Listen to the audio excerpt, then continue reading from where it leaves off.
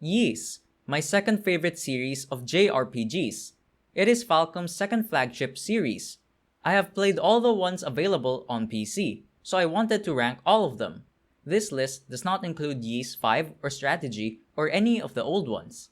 I love all of these games, so being high on the list doesn't mean they're bad. Let's get started. Number 9. Ys Memories of Celeste, the third most modern game in the series, originally for the PS Vita. Since then, it has come to PS4 and PC. It is a retelling of Ys 4. Graphics are really nice. This was the last time before they switched to full 3D. Animations are smooth and artwork is beautiful. A huge upgrade from Ys 7, which I will get to. Music is badass as usual. Voice acting is alright in English. Gameplay is great too. It is the second time they use a party system. All I can say is the game is fun. Exploring is rewarding and feels like a real adventure. Combat is where it's at though. The fast-paced combat is always enjoyable. Only thing is the difficulty is much too easy. As for story, it is kind of a mess. Didn't like some of the choices they made. I did like finally learning a little more about Adol. Number 8. Ys, The Oath in Palgana. If the previous game was too easy, then this is the opposite. This remake of Ys 3 is by far the hardest game in the series. Even if you're the right level, bosses give you a hard time on normal. I'm not the best at action RPGs, but the game is challenging. At least the regular enemies are manageable. Sometimes, you just have to farm to progress. It's a good thing the action is fast so it doesn't take too long. Graphics are charming, utilizing the same engine as Ys 6. Simple yet attractive. Gameplay and animations are fluid. Music is great, but for me, it was one of the weaker soundtracks. The English voices are solid. Story is pretty good like they usually are. It is a short journey, but it is enjoyable throughout, just frustrating at times. Number 7. Ys 1. Ah yes, the game that started it all. This is of course not the original from the 80s. Without this game, Ys wouldn't exist. For that, I am so grateful. It does have a fair share of problems though. Ys 1 used something called the bump system. I had fun defeating enemies by literally running into them. Took a while to figure out the best angles to attack from. Didn't have complaints for the system itself. Bosses are a different story. Most are manageable, but a couple are so frustrating. I won't go into detail, but the bump system can work against you for these bosses. Took so many times to beat them on easy. Palgana is still harder overall, but these bosses drive me mad. Next, I found myself getting lost in the game. This is common for old school RPGs, which I didn't grow up playing. I used a guide and there were some things I wouldn't have known to do. At least the game is really short. Everything else I love though. The graphics, music, characters, and story are quite solid. Number 6. Ys 6, The Ark of Napishtim. This game utilizes the engine that Palgana and Origin use. It was the first one. In fact, it looks unpolished. Gameplay is still great, it is just a little slower paced than others. Adol has access to regular attacks and a different magic attack depending on the sword used.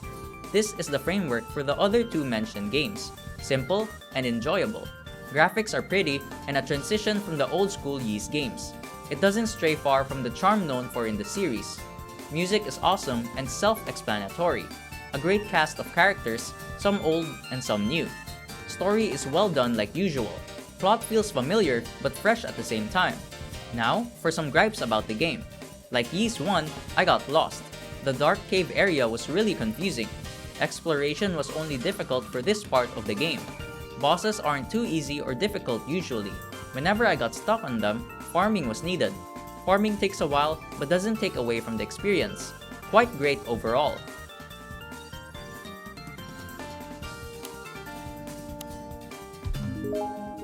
Number 5. Ys 2. Now for the continuation of Ys 1. It was a more pleasant experience overall. The bump system is still used, but they added magic on top of that. Makes things easier as you don't have to be as precise with magic as bumping does. Bosses are trickier but easier. Only magic can hurt them, but they don't feel unfair like Ys 1, except for one boss that must not be named. During exploration, I only got lost once, which is a lot less than the first game. Quite straightforward even without a guide. Music is great, but I felt Ys 1 had the better soundtrack. Graphics are the same as 1, so I liked it. Story and characters are well done. A really nice conclusion to Ys 1 and 2 Chronicles Plus. Number 4. Ys Origin. This one has a special place in my heart. It was my first Ys game, and I enjoyed my first playthrough with no prior knowledge. Unica was the first one I played as. The other two characters are Hugo and another you unlock by beating the game once. Thankfully, I played Ys 1 and 2 before the other routes as the true ending is connected. Each route is similar in story with some changes. The third route is more unique than Hugo's or Unica's. Story is well written but kind of repetitive. Gameplay makes up for it. Each character plays differently, so I wasn't bored. One focuses on melee, one on magic, and another on speed. Combat is fast-paced and boss battles are awesome. They give a fair challenge without being too easy. Music is special to me too, as it is my very first Falcom game. I fell in love with their music here. Graphics are beautiful and polished. Characters are great, and playing Ys 1 and 2 gave me more appreciation for them. Number 3. Ys 7. It is the most graphically inferior game, but graphics do not make a game, which is why it is number 3. I love pretty much the whole game. It was the first to use a party system, and also the first and only game where you can play as Dogi.